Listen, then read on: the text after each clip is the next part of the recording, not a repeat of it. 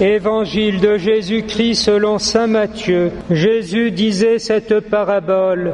Le royaume des cieux est comparable au maître d'un domaine qui sortit au petit jour afin d'embaucher des ouvriers pour sa vigne. Il se mit d'accord avec eux sur un salaire d'1 pièce d'argent pour la journée et il les envoya à sa vigne. Sorti vers 9 heures, il en vit d'autres qui étaient là sur la place sans travail. Il leur dit, « Allez vous aussi à ma vigne, et je vous donnerai ce qui est juste. » Ils y allèrent. Il sortit de nouveau vers midi, puis vers 3 heures, et fit de même. Vers 5 heures, il sortit encore, en trouva d'autres qui étaient là, et leur dit, « Pourquoi êtes-vous restés là toute la journée sans rien faire ?»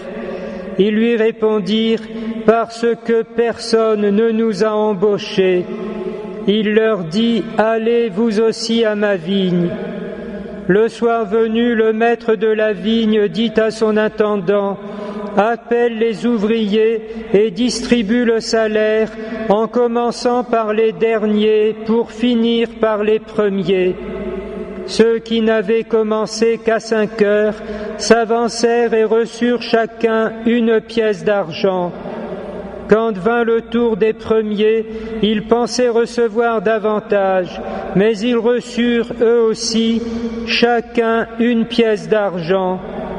En la recevant, ils récriminaient contre le maître du domaine. Ces derniers venus n'ont fait qu'1 heure, et tu les traites comme nous, qui avons enduré le poids du jour et de la chaleur.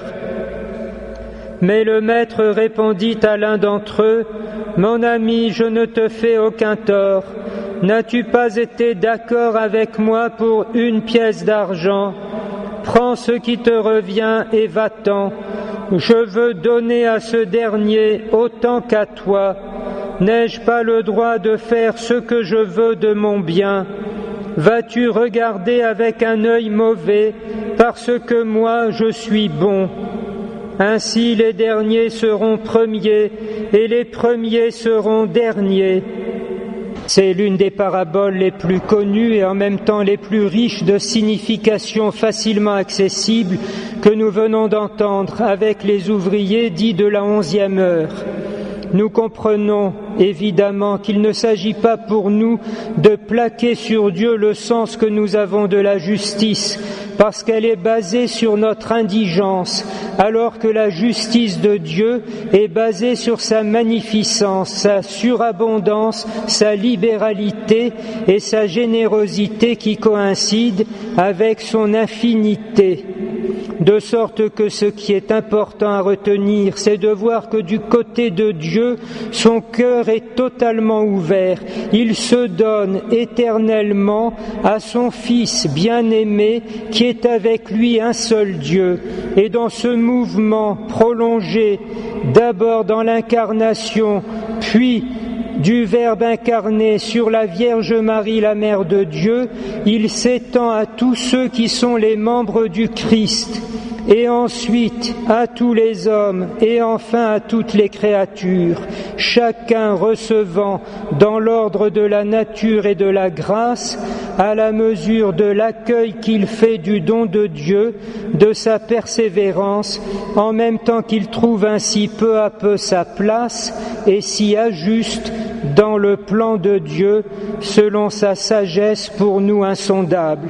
Comme tout est gratuité, aucune comparaison, mais plutôt une louange, d'autant plus partagée qu'elle circule des uns aux autres, exactement comme dans la béatitude éternelle, chacun se réjouissant et du bien de Dieu lui-même qui est infini, et de son bien propre, et du bien des autres comme son bien propre.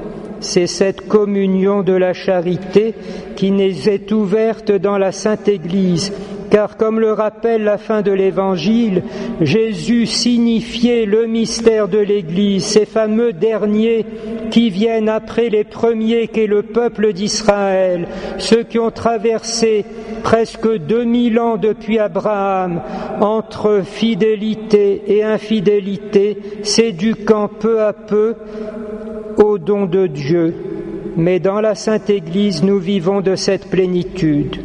Peut-être que de nos jours également, cette parabole voudrait attirer notre attention sur les nouveaux convertis, et en particulier ceux qui viennent de cette autre religion, l'islam.